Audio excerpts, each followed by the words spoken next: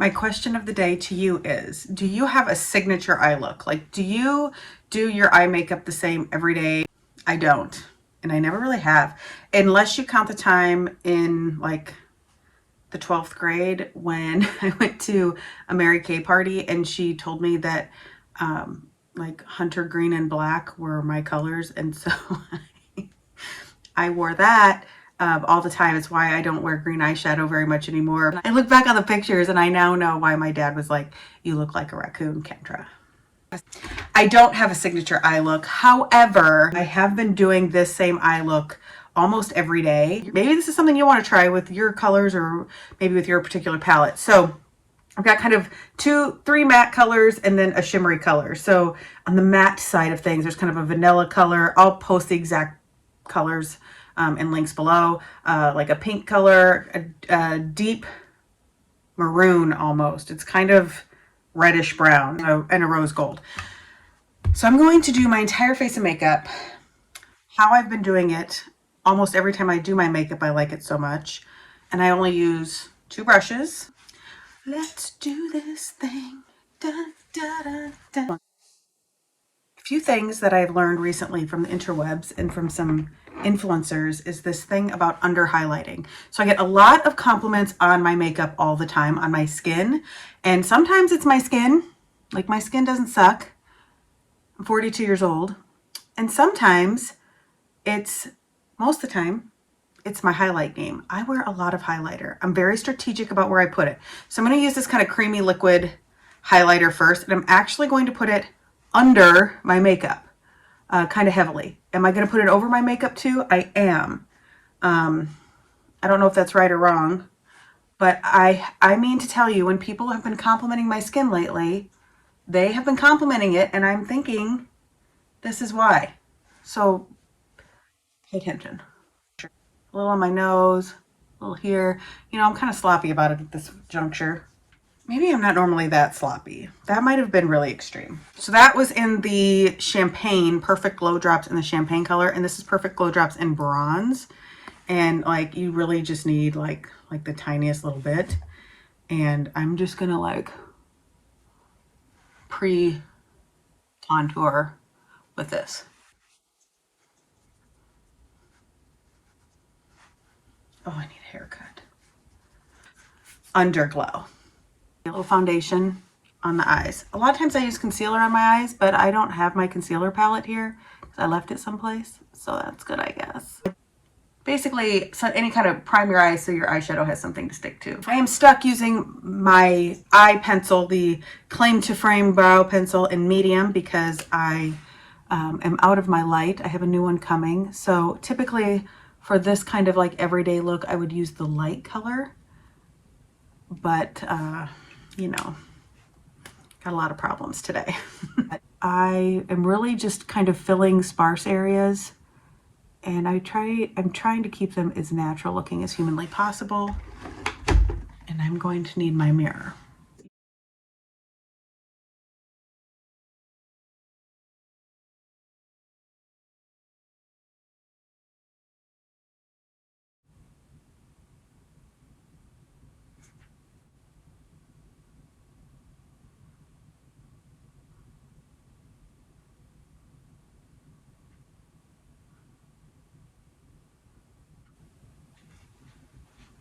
Ooh, we got Archie there. Always with brow gel. I love brow gel. So again, this is in medium. I might use light if I wanted a little bit more natural, or a little, not more natural. I like light and medium. I only use dark when I have hearts to break. So pretty much never. And then I just, you know, overanalyze where I may need to add or subtract or highlight more. And so let's get to this shadow.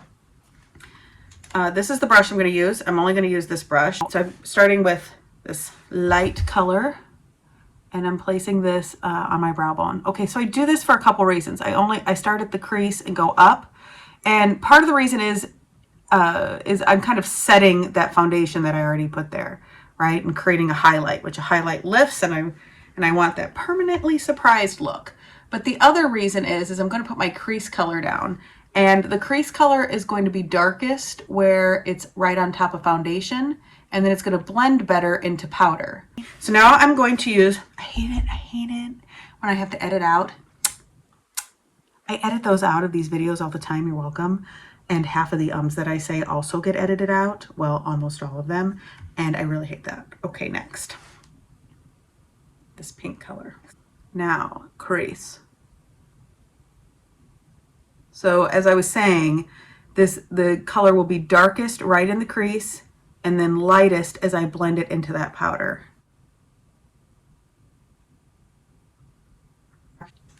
Oh my gosh, we're already like in the actual filming world of this, which I will edit this way down, but we're already 9 minutes and 45 seconds in. I talk too much.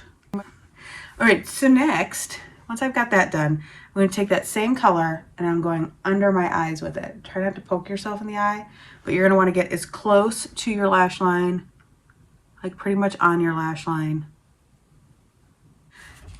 Now we're using this dark kind of reddish brown color. I'm going to stamp it onto the outer corner of my eye like that. Now, same color, but I'm literally just like kind of wiggling it on the outer corner of my eye only. Get all the excess off. Oh, I hit a nerve. And on a fairly clean brush, I just take little circles and blend that into the pink and out this way and into the center.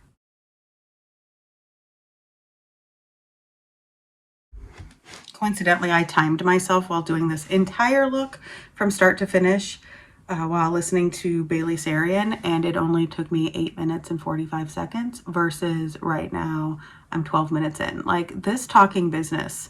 Oh, this is the rose gold shimmery color of that eyeshadow palette. And I'm just putting that on the inner corner into the middle.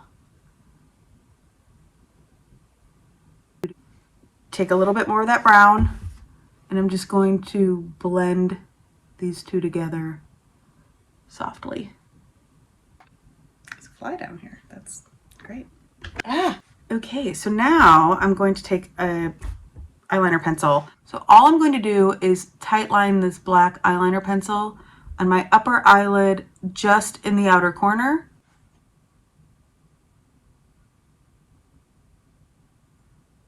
Then I take the same pencil and I'm going to just put it right on the outer corner here, like kind of where I put that dark, like just a little bit. I forgot to put my primer spray on. A little bit of that doesn't hurt. It's summertime here. It's going to be 90 degrees. I need this makeup to really come through today. All right, so this is the brush that I'm going to use. I probably could have stayed to clean it for you, but I didn't. And I'm going to use it for my entire face. I mean my skin on my face. The last time I said I was going to use one thing for my entire face, like some people came at me in the comments. I was like, all right. Put this into my foundation. Listen, I just kind of go to town. So I know I want the most under my eyes, so I kind of start there.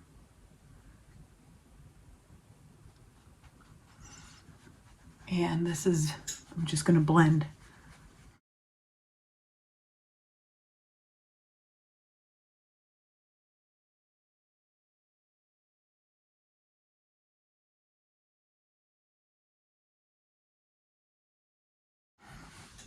So around my nose, I do kind of a lot of extra, make sure it fills in all those giant pores. People ask me about my nose piercing all the time. Like, what do I do about that? I literally don't ever worry about it. I sometimes wipe it off, but I usually forget. Nobody ever says anything to me. So if I'm walking around with makeup on my nose piercing, I don't know anything about it. Now I decide, do I want to leave that like little bit of like underglow highlighter, or do I want to add more? And the answer is I want to add more. And now I'm going to be a lot more careful about where I put that. And hopefully you can see it in the video. I don't feel like video shows off the highlighter very well. Some people have told me that when they do it this way, they like rub their foundation off. I've not been able to recreate that. Unless my skin is really, really dry. So you might need to moisturize better. Oh, you can really see that. bouncing off my light a little better. When I'm highlighting the rest of my face, I only like highlight extra here. Sometimes on the tip of my nose, not today. And sometimes I'll add a little extra glow up here. Why not? I put my foundation on and then setting spray. That was probably too much. And then setting powder. I am using, not my translucent because I'm out of that, but my colored setting powder. And I'm going to set under my eyes and through my T-zone. Well, so in these places I am kind of patting it in to the foundation to set it instead of like, I don't know, it just helps to pat it in and it really sets it in place versus rubbing, you know? And I go really lightly here because I really want my highlight to stand out. I take my bronzer. I lay it on thick. And this is a shimmery bronzer. So I kind of blend it into the highlight. Floof the hair. If I want to wear blush, I might just take a little bit. And today I'm going to just use this eyeshadow that I used on my eyes and just do a bit here.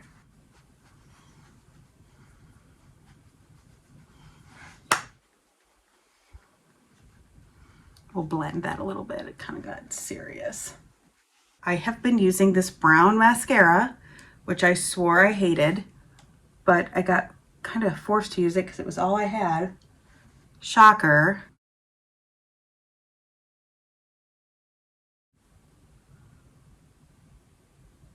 Okay, so here's a fun trick that I haven't done for a long time, but I learned this from a Mary Kay rep in the 90s as well.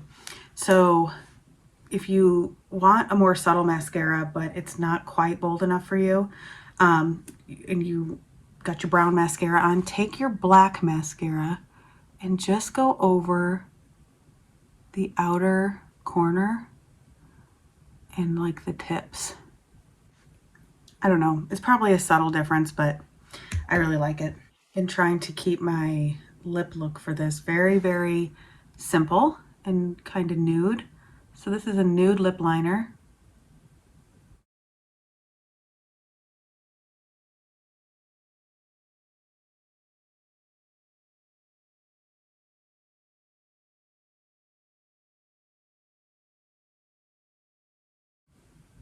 And a really light pink shimmery gloss on top.